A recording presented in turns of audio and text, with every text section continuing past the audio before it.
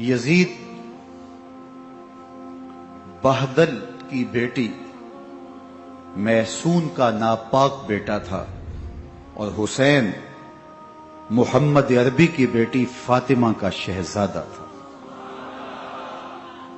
یزید دمشق کے اطراف میں سرجون اور جریر اختل جیسے اوباشوں کے جرمٹ میں پل کے جوان ہوا۔ حسین کے گھر کا دروازہ مسجد نبوی کے اندر کھلتا تھا۔ یزید نشے میں دھت ہو کر کے نمازیں چھوڑ دیتا تھا۔ حسین کی کربلا کے اندر بھی نماز تہجد قضا نہیں ہوئی۔ یزید ظلم کا دوسرا نام ہے، حسین امن کی علامت ہے۔ یزید نے زندگی میں ایک مرتبہ حج کیا اور شراب کے مٹکے ساتھ لے کے آیا اور اختل اور دیگر گویوں اور مغنیوں کو اپنے ساتھ رکھا تاکہ سفر آسانی سے کٹے۔ حسین ابن علی نے 25 حج سواری ہونے کے باوجود پیدل کیے۔ یزید حج بیت اللہ کے بعد مدینہ المنورہ آیا اور شراب کی ایک مجلس بپا کی۔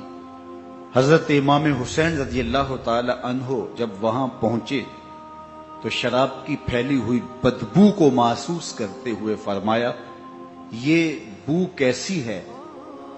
تو نشے میں دھت یزید بولا، یہ شام میں بنتی ہے، اور ایک جام منگوایا اور اس کو پیتے ہوئے دوسرا جام حضرت امام حسین رضی اللہ تعالی عنہ کی طرف بڑھاتے ہوئے کہا، ابا عبداللہ لیجئے۔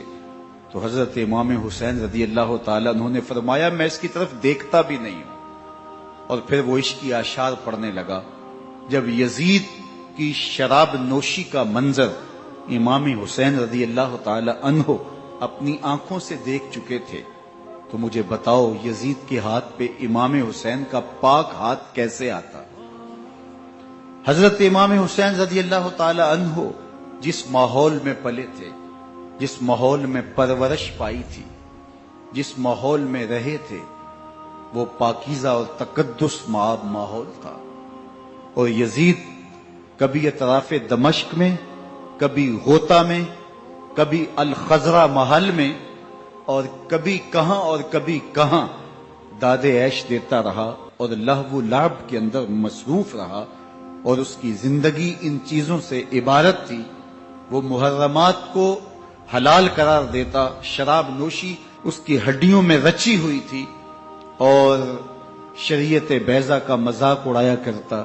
اور حسین ابن علی رضی اللہ تعالی عنہ کی دوستیاں جن لوگوں سے تھی وہ عبداللہ ابن عباس تھے، عبداللہ ابن عمر تھے، حضرت عبد الرحمن بن ابو بکر رضی اللہ تعالی عنہ تھے۔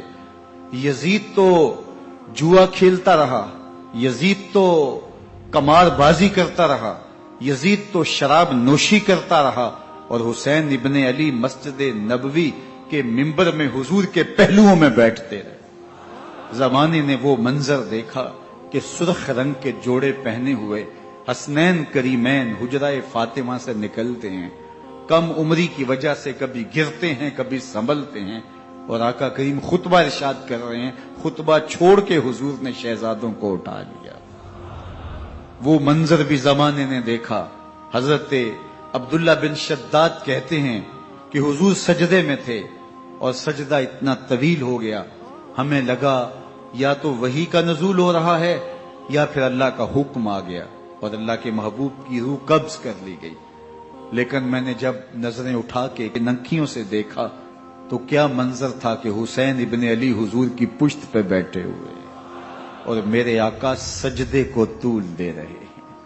اللہ اکبر! حسین کے لیے پیغمبر کے سجدوں کو طول دیا جا رہا ہے۔ حسین ابن علی کبھی ممبر پہ حضور کی اطراف میں بیٹھتے ہیں، وہ منظر بھی دنیا نے دیکھا کہ حضور کے مبارک کندھوں پر حسین ابن علی بیٹھے ہیں اور حضور کی زلفوں کو پکڑا ہوا ہے۔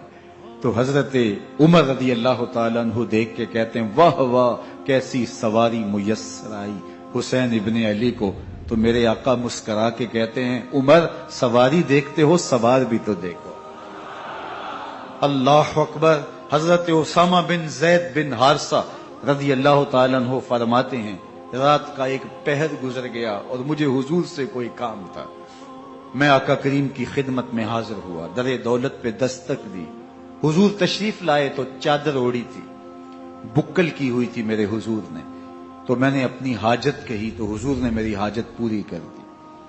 لیکن ایک منظر میں نے دیکھا کہ حضور نے جو چادر کی بکل فرمائی تھی اس کے اطراف میں پہلوؤں میں ابھار تھے جس طرح اندر کوئی ہو. مجھ سے نہ رہا گیا, میں نے پوچھ لیا. میں نے کہا بندہ نواز چادر کے اندر کیا ہے؟ فکشفہ, تو حضور نے چادر کو کھول دیا.